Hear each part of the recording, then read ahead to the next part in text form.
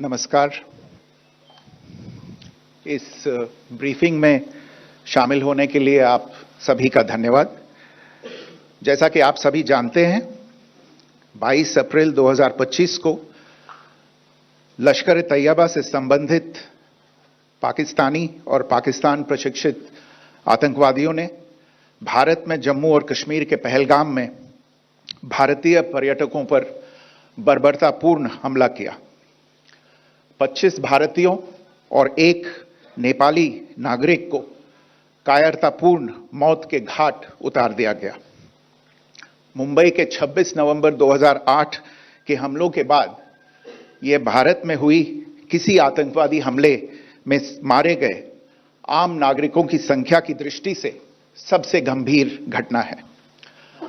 पहलगाम का हमला अत्यधिक बर्बरतापूर्ण था, जिसमें वहां मौजूद लोगों को करीब से और उनके परिवारों के सामने सिर पर गोली मारी गई। हत्या के इस तरीके से परिवार के सदस्यों को जानबूझकर आघात पहुंचाया गया। साथ ही उन्हें यह नसीहत भी दी गई कि वे वापस जाकर इस संदेश को पहुंचा दें। यह हमला स्पष्ट रूप से जम्मू और कश्मीर में बहाल हो रही सामान्य स्थिति को बाधित करने के उद्देश्य से किया गया था। चूंकि पर्यटन फिर से अर्थव्यवस्था का मुख्य आधार बन रहा था, इस हमले का मुख्य उद्देश्य इसे प्रतिकूल रूप से प्रभावित करना था। पिछले वर्ष आप सभी जानते हैं, 2.25 करोड़ से अधिक पर्यटक कश्मीर आए थे। इस हमले का मुख्य उद्देश्य इसलिए संभवतः यह था कि इस संघ राज्य क्षेत्र में विकास और प्रगति को नुकसान पहुंचाकर इसे पिछड़ा बनाए रखा जाए और पाकिस्तान से लगातार होने वाले सीमा पार आतंकवाद के लिए उपजाऊ जमीन बनाने में सहायता की जाए। हमले का यह तरीका जम्मू और कश्मीर और शेष राष्ट्र दोनों में सांप्रदायिक दंगे भड़काने के उद्देश्य से भी प्रेरित था। इसका श्रेय सरकार और भारत के सभी नागरिकों को दिया जाना चाहिए कि इन प्रयासों को विफल कर दिया गया।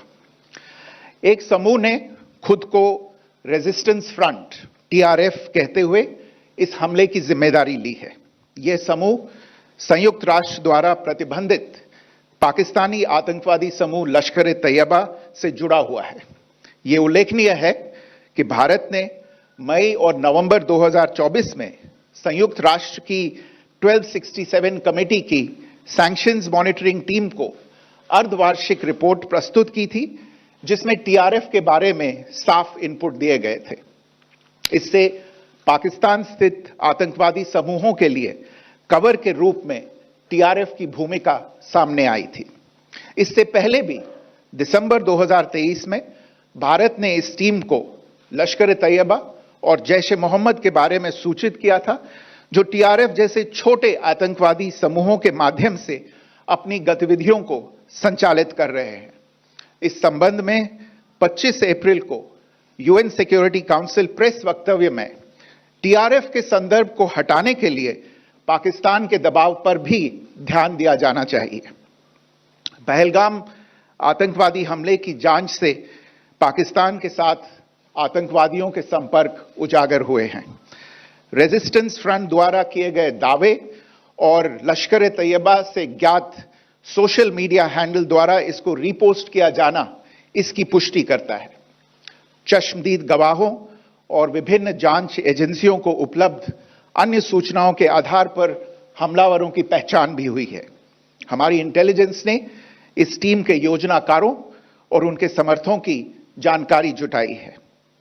इस हमले की रूपरेखा भारत में सीमा पार आतंकवाद को अंजाम देने के पाकिस्तान के लंबे ट्रैक रिकॉर्ड से भी जुड़ी हुई है, जिसके लिखित और स्पष्ट दस्तावेज उपलब्ध हैं। पाकिस्तान दुनिया भर में आतंकवादियों के लिए एक शरण स्थल के रूप में पहचान बना चुका है।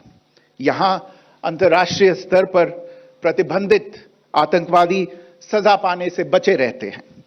इसके अलावा पाकिस्तान ने इस मुद्दे पर विश्व और फाइनेंशियल एक्शन टास्क फोर्स जैसे अंतर्राष्ट्रीय मंचों को जानबूझकर गुमराह करने के लिए भी जाना जाता है।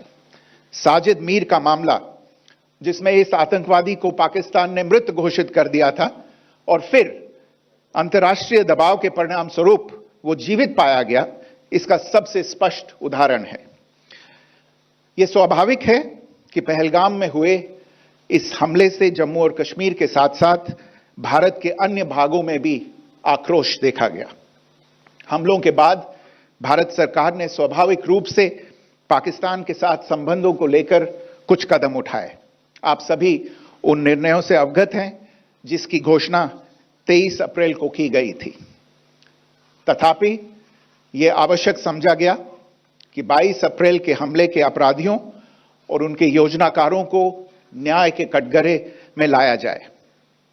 हमलों के एक पखवाड़े के बाद भी पाकिस्तान द्वारा अपने क्षेत्र या अपने नियंत्रण वाले क्षेत्रों में आतंकवादियों की इंफ्रास्ट्रक्चर के विरुद्ध कार्रवाई करने के लिए कोई स्पष्ट कदम नहीं उठाया गया है। उल्टे वो इनकार करने और आरोप लगाने में ही लिप्त रहा है। पाकिस्तान आधारित आतंकवादी मॉड्यूल्स पर हमारी खुफिया निगरानी ने संकेत दिया है कि भारत के विरुद्ध आगे भी हमले हो सकते हैं। अतः इनको रोकना और इनसे निपटना दोनों को बेहद आवश्यक समझा गया। आज सुबह, जैसा कि आपको ज्ञात होगा, भारत ने इस तरह के सीमा पार हमलों का जवाब देने और उन्हें रोकने तथा उनका प्रतिरोध करने के अपने अधिकार का प्रयोग किया है। यह कार्रवाई नपीतुली, नॉन एस्केलेटरी, आनुपातिक और जिम्मेदारीपूर्ण है। यह आतंकवाद की इंफ्रास्ट्रक्चर को समाप्त करने और भारत में भेजे जाने वाले संभावित आतंकवादियों को अक्षम बनाने पर केंद्रित है। आपको यह भी स्मरण होगा कि 25 अप्रैल 2025 को संयुक्त राष्ट्र सुरक्षा परिषद ने पहलगाम आतंकवादी हमले पर एक प्रेस वक्तव्य जारी किया था, जिसमें आतंकवाद के इस निंदनीय कार्य के अपराधियों, आयोजकों, फाइनेंसरों और प्रायोजकों को जवाबदेह ठहराने और उन्हें न्याय के दायरे में लाने की आवश्यकता पर जोर दिया गया था। भारत की आज की इस कार्रवाई को इसी संदर्भ में देखा जाना चाहिए। Good morning. Thank you all for joining this briefing. As you are all aware, on April 22, 2025, Pakistani and Pakistan-trained terrorists belonging to the Lashkar-e-Taiba carried out a savage attack on Indian tourists at Pahalgam in Jammu and Kashmir in India.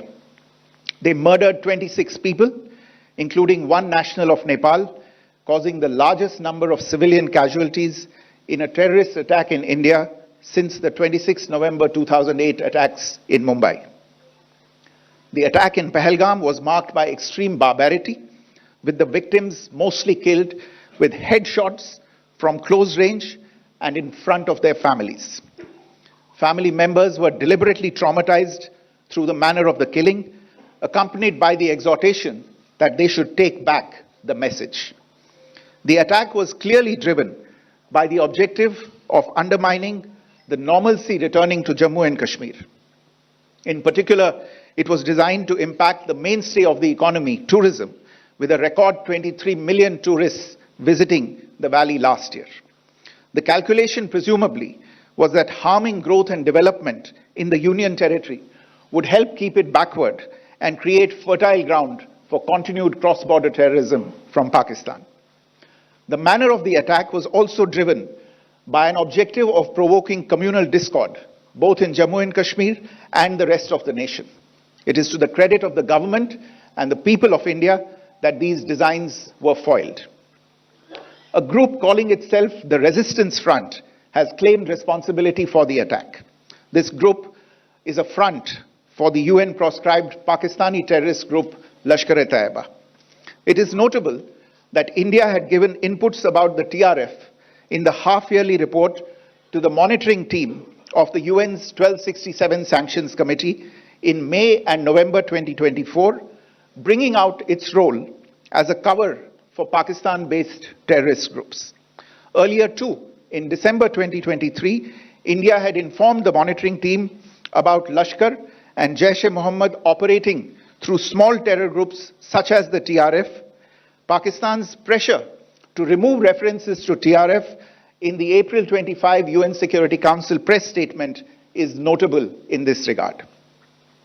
Investigations into the Pahalgam terror attack have brought out the communication notes of terrorists in and to Pakistan, the claims made by the Resistance Front and their reposting by known social media handles of the Lashkar-e-Taiba speak for themselves.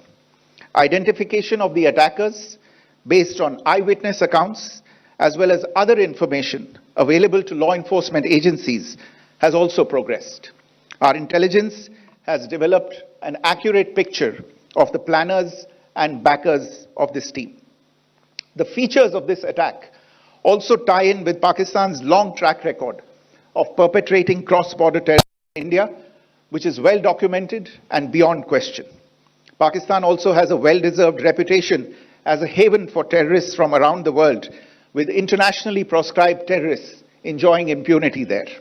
In addition, Pakistan has been known to willfully mislead the world and international forums, such as the Financial Action Task Force, on this issue.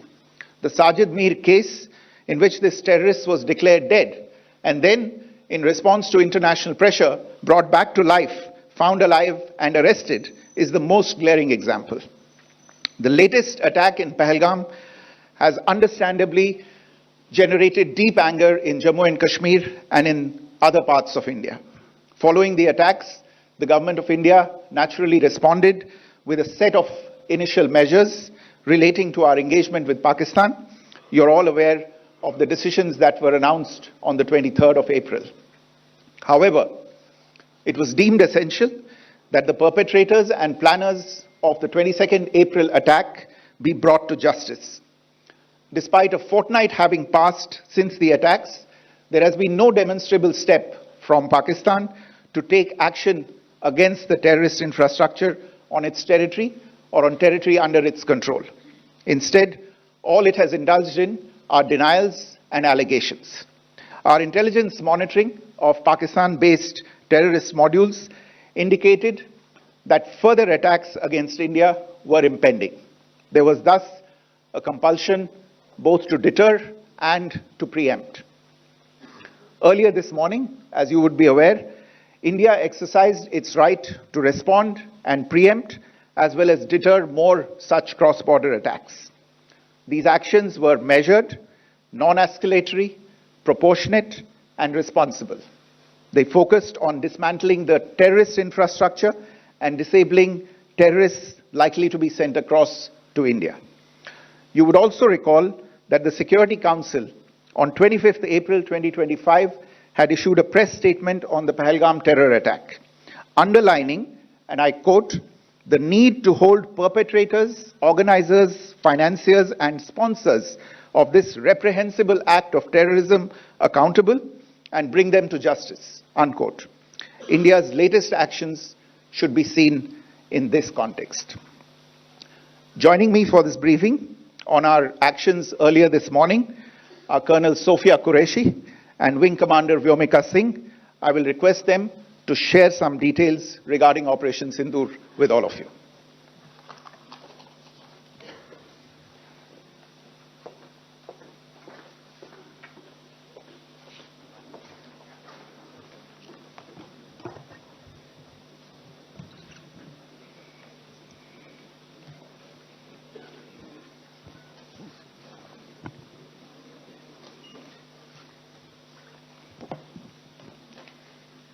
सुप्रभात देवियों और सज्जनों, मैं colonel Sophia Qureshi और मेरे साथ wing commander Vyomika Singh आज आपको 6 से 7 मई 2025 की रात 1:05 से 1:30 बजे के बीच भारतीय सशस्त्र बलों द्वारा अंजाम दिए गए ऑपरेशन सिंदूर के बारे में जानकारी देंगे।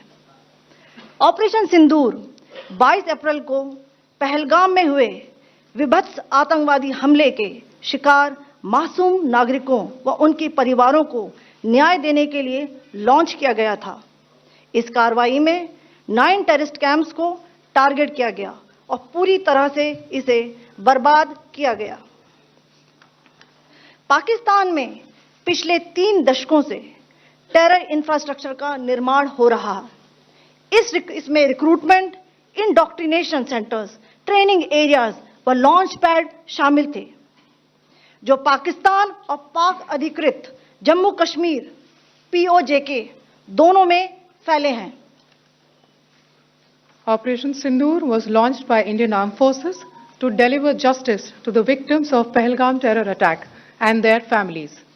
9 terrorist camps were targeted and successfully destroyed. Over the last 3 decades, Pakistan has systematically built terror infrastructure.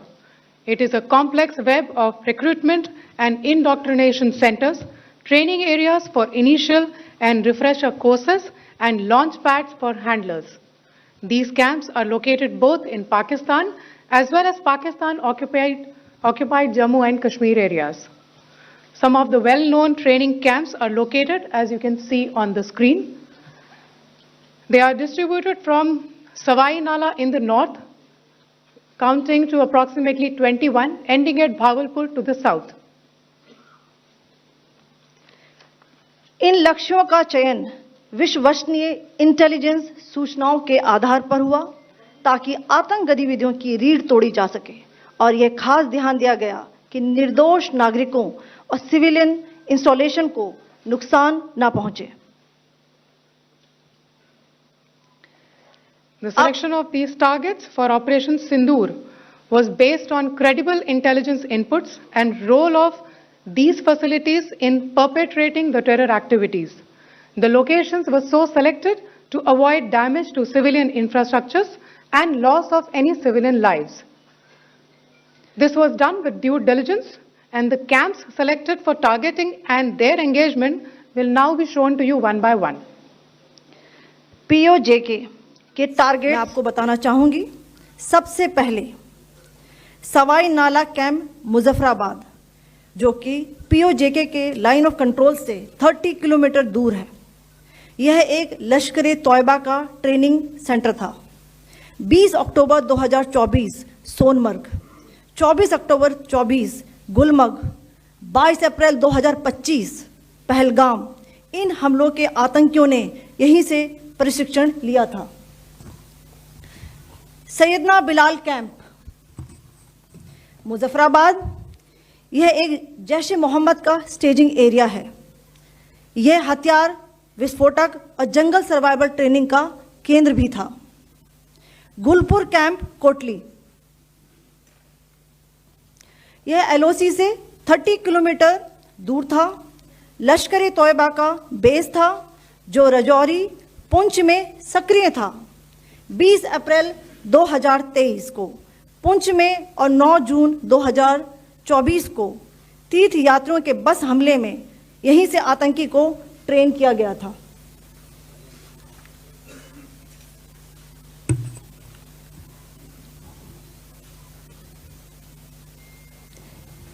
Barnala camp बिम्बर, यह LOC से 9 किलोमीटर दूर है।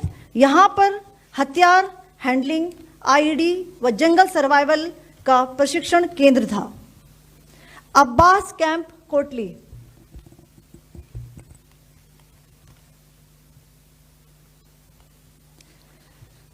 यह LOC से 13 किलोमीटर दूर है। लश्कर तौयबा का फिदाइन यहां तैयार होता था। इसकी कैपेसिटी 15 टेररिस्ट को ट्रेन करने की थी।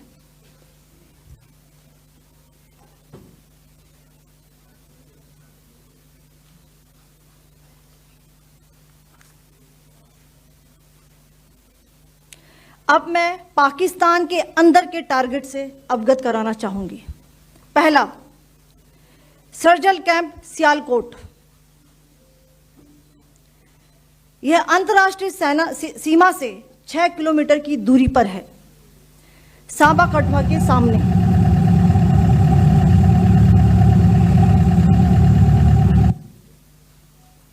मार्च 2025 में जम्मू एंड कश्मीर पुलिस के 4 जवानों को की जो हत्या की गई थी, उन आतंकवादियों को इसी जगह पर ट्रेन किया गया था।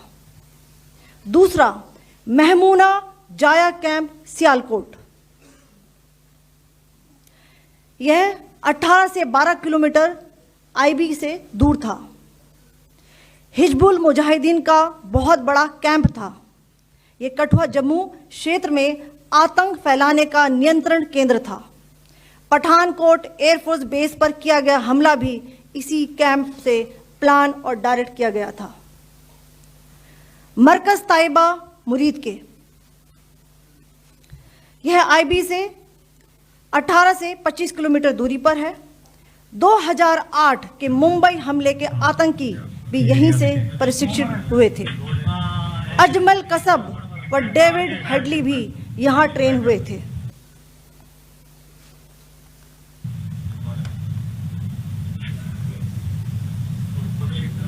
आगे दूसरा आया।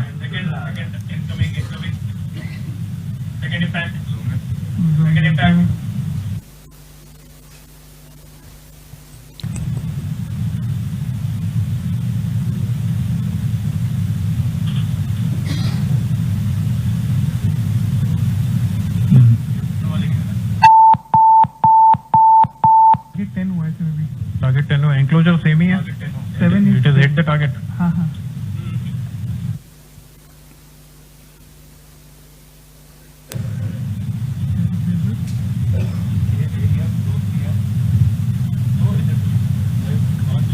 आ गया sir, impact.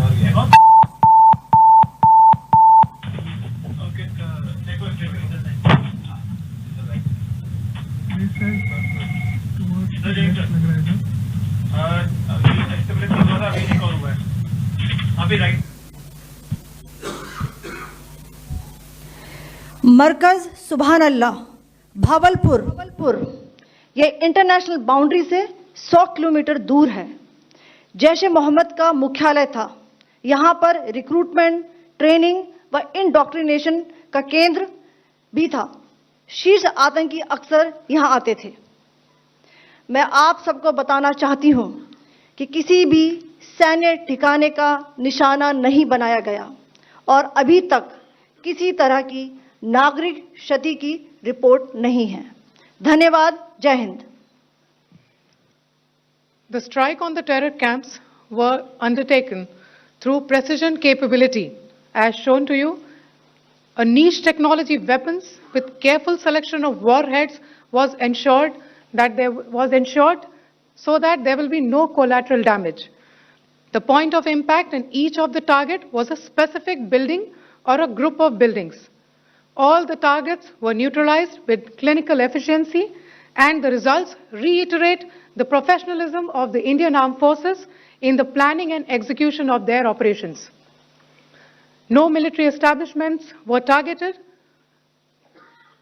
India has demonstrated considerable restraint in its response.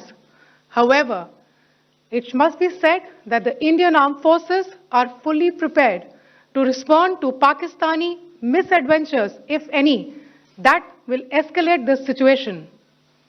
Jai Hind, and thank you very much.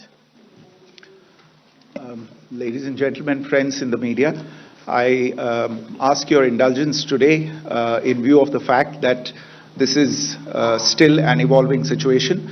We will therefore not be able to take questions and answers today, but we will come back for more updates and more briefings shortly. Thank you all very much for joining us this morning. Thank you.